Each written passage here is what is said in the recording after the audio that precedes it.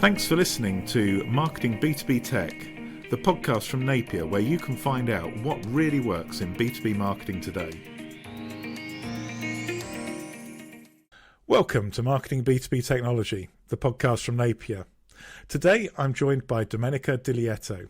Domenica is CEO of specialist Chinese agency Emerging Communications. Welcome to the show, Domenica. Lovely to be here, Mike, and thank you very much for having me on here.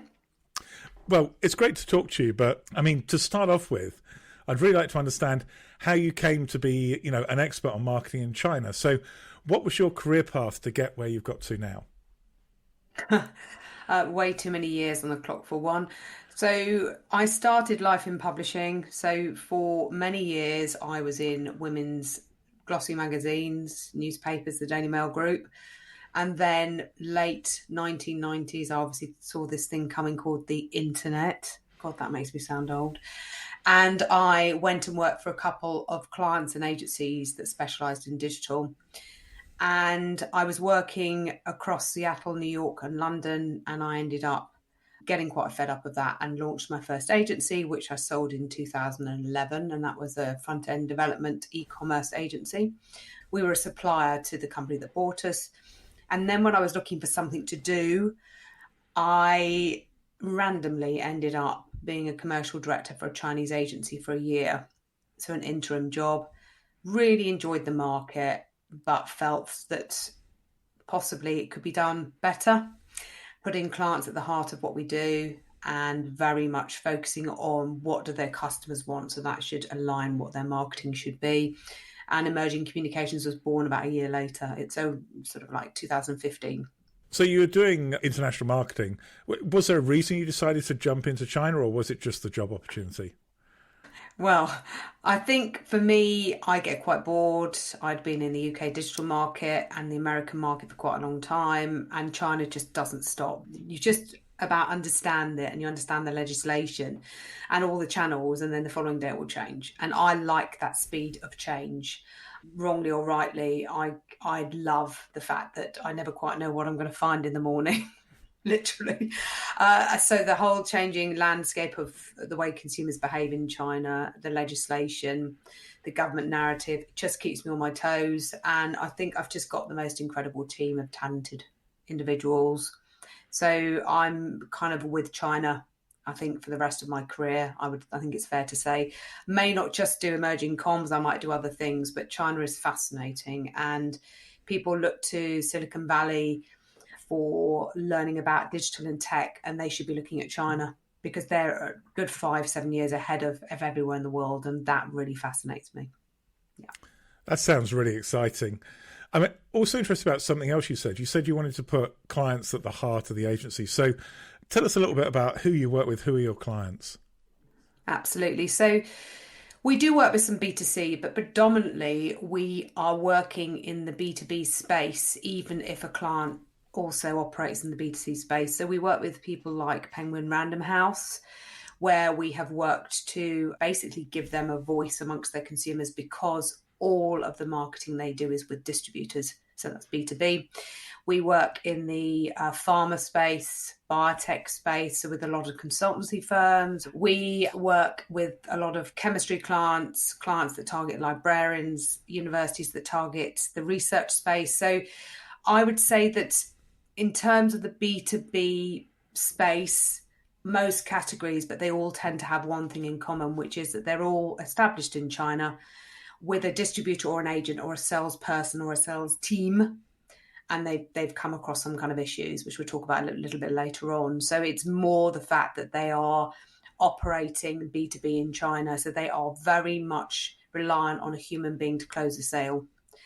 We're not tending to deal with clients that are selling the end result online in the B2B categories that we deal with. It is a human being that's actually closing that sale. And that's interesting. Is that something you've built expertise about, or is that a deliberate choice not to go into e-commerce brands in China?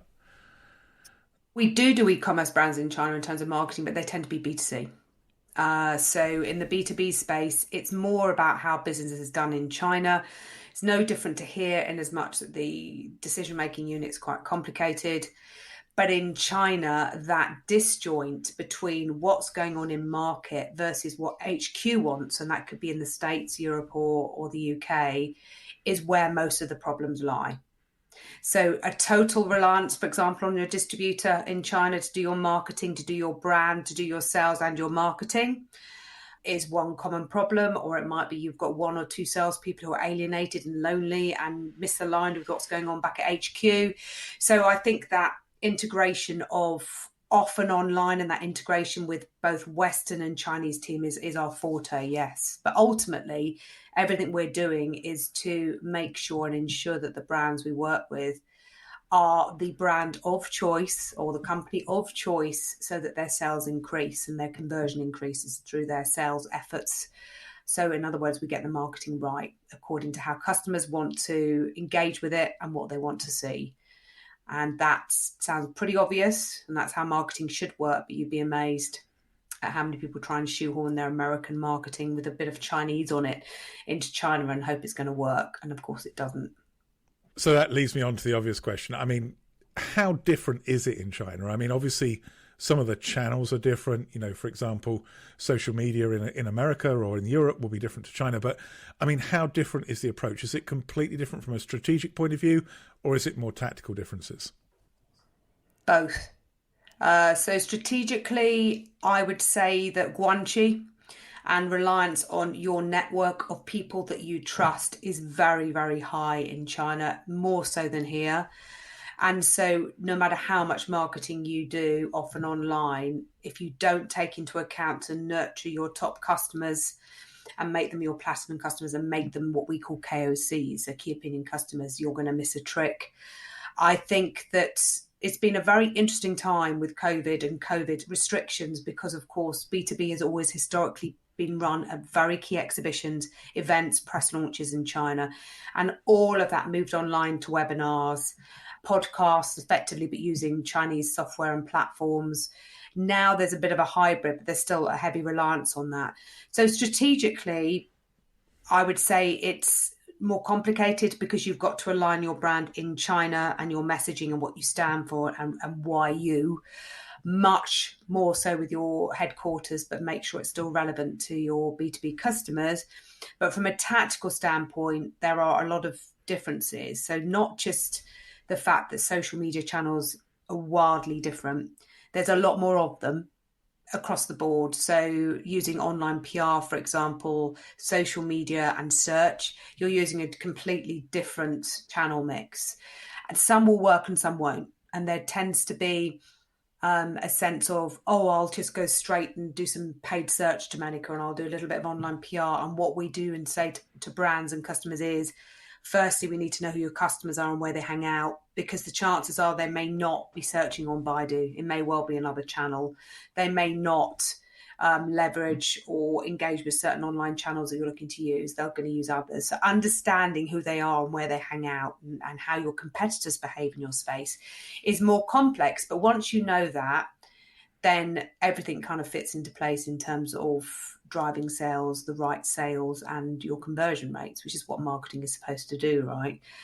But I'm struggling to think of a single channel we use here in the West that you've got in China now. Even LinkedIn is no longer accessible in China. So there is really nothing. No Instagram, no Facebook, no Twitter, no Google. So basically everything is just government owned, but a lot more sophisticated and a lot more one-on-one engagement. So that's a totally expected thing in China, much like one-to-one email used to be back in the 90s. It's expected that prospect, you will talk to them as if it's just them. And that's where WeChat CRM and targeting through certain channels, and that's where it really comes into its own. But you can't just broadcast your messaging in China, it won't work. So just expand a bit on what you mean by that one-to-one marketing. Are you talking about brands having to engage individually with people who respond? Is that what's expected? Yes. So I'd say one of the first things to understand is I talk to so many huge global brands that have been in China for quite some time, and they're having problems with their marketing and their sales. And we'll find that they will do their normal CRM marketing from something like Salesforce or HubSpot in China. and your B2B Chinese customers are not going to engage with you on email. It's just not a medium that's used. Everybody uses WeChat for their CRM. So when I say one-on-one, that's exactly what I mean. I mean, really understanding, because we're talking large customers here in complex B2B, high ticket value, sales more often than not, because even if the individual sales tiny, they're buying in volume. And so that relationship tends to be done by a human being. And so that sort of integration between the sales team in China or salesperson, quite often it starts with one person, and what the actual marketing effort is and making that aligned with what's going on globally is absolutely critical. Because all too often what I see is poor, disparate one or two salespeople in China being asked to do the marketing plan, the marketing strategy, marketing delivery, and drive their own leads. And they're salespeople. They should be good at converting sales. And so we make that very clear with the client. They're salespeople, and it's our job to drive them the right leads. And we talk to sales teams all the time. We engage them in our regular monthly catch-ups. They're the ones talking to the client, and they're the ones that are going to get the objections, and they're the ones that can tell us what's working, what isn't, what's converting, what isn't. And so it's just that integration piece is really, really key. And then the same when it comes to now, of course, we've got events and exhibitions and conferences now back in China after 3 years with hardly any. And just basic stuff like collecting WeChat data, not business cards, making sure everything's translated, including your sales schemes, making sure that you've got Mandarin speakers on the stand. Now, this sounds all really obvious, but you would be amazed. And you only had to look at the news at the weekend to look at BMW to see how badly you can get it wrong. So the whole cultural nuances and understanding that. So it's not, I wouldn't say it's complicated. I'd say it all comes down to one thing. Understand your Chinese customers, all of them in the stakeholder chain, and understand how they behave and where they hang out, how they want to engage with you. And then you map your marketing accordingly. You don't do it the other way around.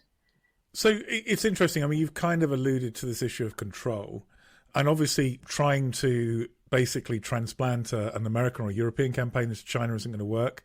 But equally, trusting salespeople to drive marketing themselves when they're not marketing professionals is probably not a good idea either. So, I mean, how much control do you think brands should take when they're trying to grow their business in China? Oh, that's a really good question. I'm doing a webinar on this in a couple of weeks because it's probably the single biggest question I get asked. We've coined a phrase called localization. And the reason that we've coined that phrase is that you need to localize your approach so that your Chinese B2B customers will engage with it. It's answering the pain points that they have and using the channels where they hang out. But you also need to be on brand. Because if you're not recognizable and you don't have the credibility and you can't build the credibility. China is a humongous country with over 3 billion consumers and lots of geographies. So it's a balance. It's like a seesaw. And what I say to brands is if that seesaw is straight and you've got the balance about 50-50, that's about right. If you localize too much, then it becomes absolutely no alignment whatsoever with a global brand. And then you get what I call leaks in the bucket, or holes in the bucket rather than leaks. So you get things like your distributor or salespeople running your WeChat marketing and it doesn't even make sense and it's too local. It's not only that it doesn't look right, it doesn't sound right, it doesn't sound like you, it's not saying the right thing, or the literature is nonsensical, and the list goes on. But if headquarters are controlling the brand, then all it will look like, and it's fine if you are a FTSE 100 company, everybody's heard of you, but most companies don't have sort of like bottomless pockets. So you do need it to be consistent, but for it to be localized. And we always localize at the very beginning of our campaigns. And when we work with the client, we localize not just the typography, because of course it's Chinese characters, but the brand, the way it looks and feels, and also the narrative. So we have a very clear, approved comms strategy. And another thing to think about with a brand alignment is a crisis management plan. So if BMW had one, I can guarantee their response would have been quicker and better. And so you can't stop salespeople or your representatives at, say, exhibitions, events, or PR stunts or what have you. You can't control everybody. But what you can do is if things, obviously they get cultural training, but if things go wrong, you need to have a plan that can be actioned within minutes, because things can go horribly wrong very quickly in China, just because everybody takes to social media and there's a lot of people. And so what might be 1,000 comments here is millions in China. So you've got to have the balance right. So I say, in an ideal world, brand control and marketing control should reside with the client and their specialist agency, but it should be a localized approach. And we've done work, for example, with IKEA, where I had to be the intermediary between the Russian global team and the Shanghaiese agency, so that they could understand each other in terms of why did the creative look like that, and why was it localized in such a way. So it was actually really just so that the global team could understand the approach by the Shanghaiese agency, which was actually perfect. It was on brand yet localized, so glocalized. So it's a balancing act, but if you get the balancing act right, it's absolutely spot on. And the best way to find out is ask your customers, right? So that's my point. If you know what your customers want, it's pretty easy. Yeah. That sounds like great advice. I'm interested. I mean, a lot of people listening might be from the States, and certainly if you look at geopolitics, the relationship between the West and China is not at its best at the moment. I mean, how are Western brands, and particularly American brands, seen by Chinese customers, particularly in B2B? Is it still as big an opportunity? Is there still as much enthusiasm? There's no doubt about it. There's a couple of major obstacles for the US right now, not just political ones, but also the time difference is substantial, depending on whether you're East or West Coast. We tend to be the intermediaries for a lot of American companies because we can just about talk to China because our teams start late in China and start early in UK. And we've got a bit more, we've got a 4-hour overlap on an average 8-hour time difference. So time difference is a problem.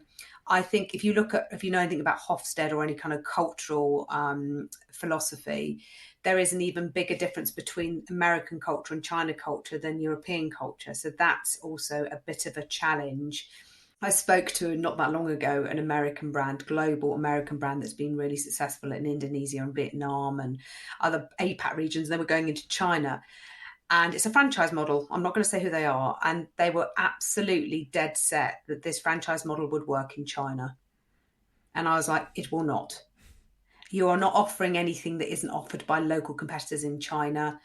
Nobody recognises your motif. I nearly gave it away then. And the animal that is the representative in your logo. In fact, it has negative connotations culturally. You would have to localise, but that isn't their model. So they've decided to go to other APAC regions. So I think for America, yes, there is the political tensions, but there is still plenty of opportunity in China.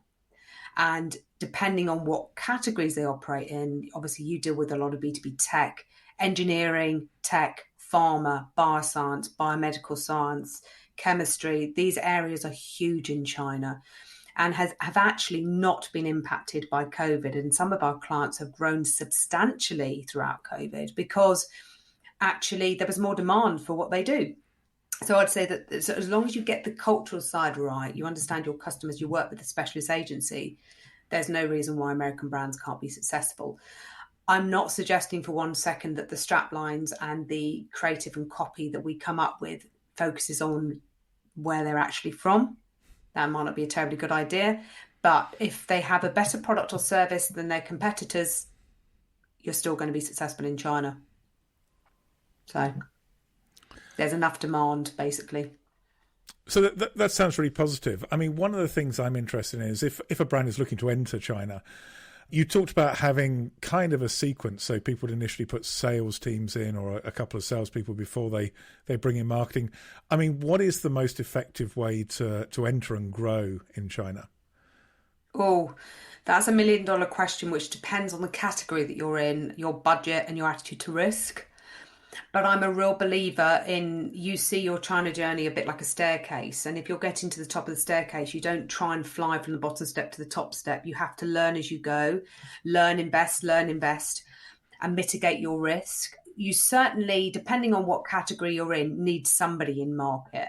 We do have brands who don't have anybody, and we are their customer service team, and we support on the ground in events. And our largest client's only got 1 person in market, but has 8 people in the APAC region that also support at large events, and we support them a lot on the ground as well as strategy and marketing. But the reason I say you've got to have some foothold is you're selling something, correct? So if it's consultancy or if it's a product and you are on e-commerce platforms like Taobao, for example, JD, you've still got to have one person on the ground for customer service, or one person on the ground that's going to talk to your key platinum customers. And how a lot of brands start is they will choose a distributor, dependent on if that's their model, or they will have a salesperson and they'll use some kind of launch pad like the China Business British Council, who are fantastic. And they'll work from their launch pad with that one person. They'll pay them from the CBBC. They'll go to exhibitions and events, and they kind of grow from there. But we do have a lot of clients whose HQ in APAC is in Hong Kong or Singapore, and actually latterly Bangkok. A lot of expats left Shanghai during COVID and went to Bangkok. And it also works if you have got somebody in the APAC region. It's not quite as good because they have to fly in and out of events and exhibitions, but you do kind of need somebody, even though we can support that one person. But you've got to make sure your products and services can actually get to the right people. So most people start with a distributor, to be honest. That makes a lot of sense. And I guess that's not dissimilar to other countries entering with a distributor. Yeah. Yeah, very similar. So if you're going to give advice to people who are looking to grow their business in China, I mean, what do you think would be the one bit of advice people should really listen to avoid making those big mistakes? I think there's a lot of assumption with global brands that your brand or your product is going to be the right thing for the China market. So firstly, don't assume anything. You need objective advice. So I would say you need to be looking at who your competitors are in the China market. There'll be some global, some local. And can you compete in that space? What do you offer that they don't? What is your differentiator, your competitive advantage? That's the single biggest thing. And make sure that that's in the eyes of the consumer, the customer. And there will be many different types of customer in the B2B decision-making unit. So don't assume that what I call your USP is what your customers think your USP is. So make sure that you've done your competitive research and your customer research. If you've done that and you know what your competitive advantage is, and you know you can compete and you've got a better product, and that there is a market there, and none of this needs to cost a fortune. We do this with brands quite inexpensively, but enough to know how we're going to market that brand. And obviously the other thing you need to think about is how you're distributing your product or your service, which is your operations bit, which is why most people use a distributor. Then it's just a question of us mapping out what marketing is going to engage, entice, and sell to your customers that you've selected according to where they hang out. So, for example, Chinese search engine, largest search engine is Baidu. There are a few others, but it's still got the lion's share of the market. If there's no demand on Baidu Index for your brand or for your type of product, I'm not going to start there. I'm going to start with something else. I might start with online PR. I might start with some B2B influencers in vertical sectors on certain channels. So it's about really understanding your market, the opportunity there, and your customers. Once you've done that, and we won't touch a brand that we haven't done that, because otherwise what we're doing is noise, and China is huge and we get fantastic results, and we get those results because we know that what we are saying and where we are saying it is going to engage with their customers and they're going to buy. Otherwise it's pointless. It's just basically throwing money at the problem, and I don't believe in doing that. I believe that it should get a return, everything you do. And on that note, just really quickly about tracking, is don't listen to anybody who says you can't track things in China. They'll have heard a lot of horror stories about clickbait, and there are so many agencies that just fabricate results. And we can look at it and within 2 minutes tell a client that is not real people engaging. That's AI technologies. It's very easy to spot. So you can track everything, and you should track everything, and we do track everything. So don't be for 1 second misled into thinking that's not true. So you can track it probably far better actually than any other market I've ever worked in. I think that's great advice. I love that real thought through process as well, in terms of going into the market and focusing your money where it's going to generate a return. I think that's fantastic.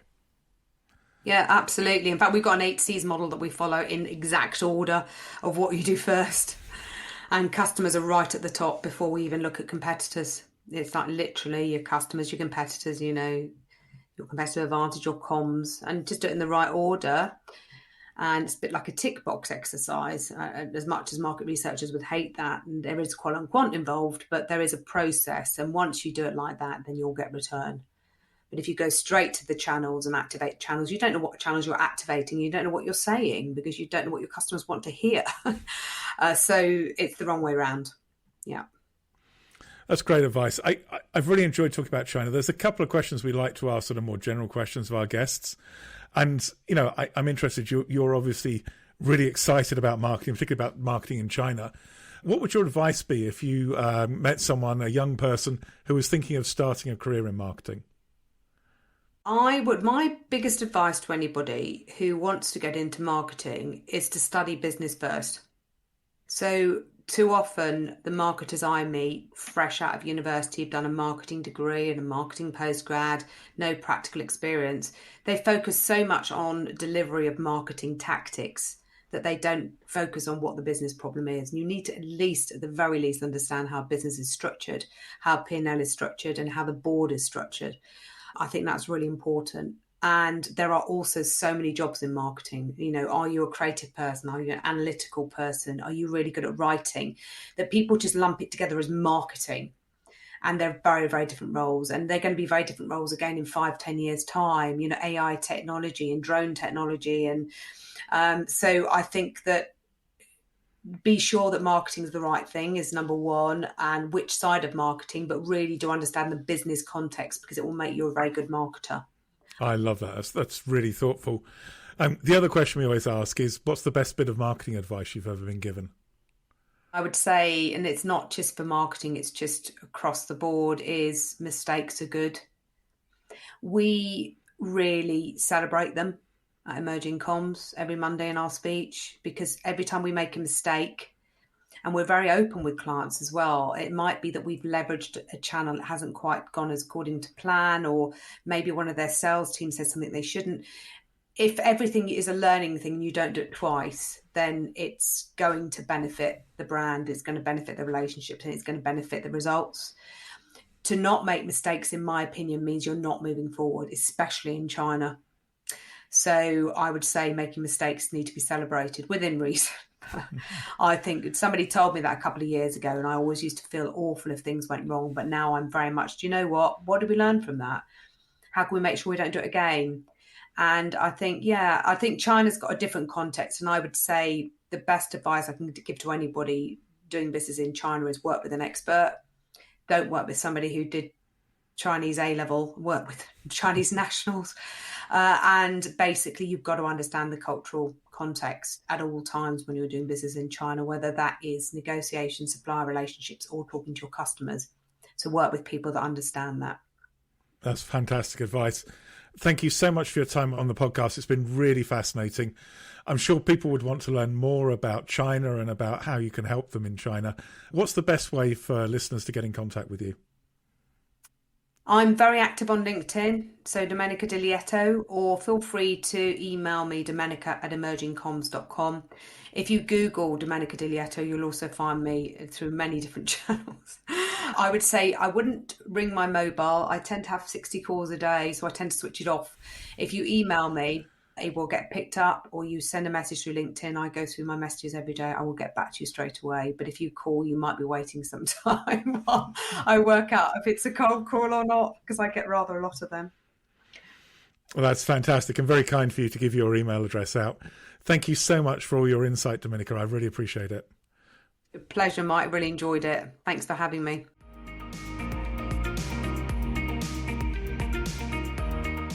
Thanks so much for listening to Marketing B2B Tech.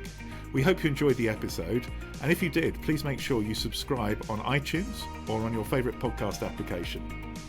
If you'd like to know more, please visit our website at napierb2b.com or contact me directly on LinkedIn.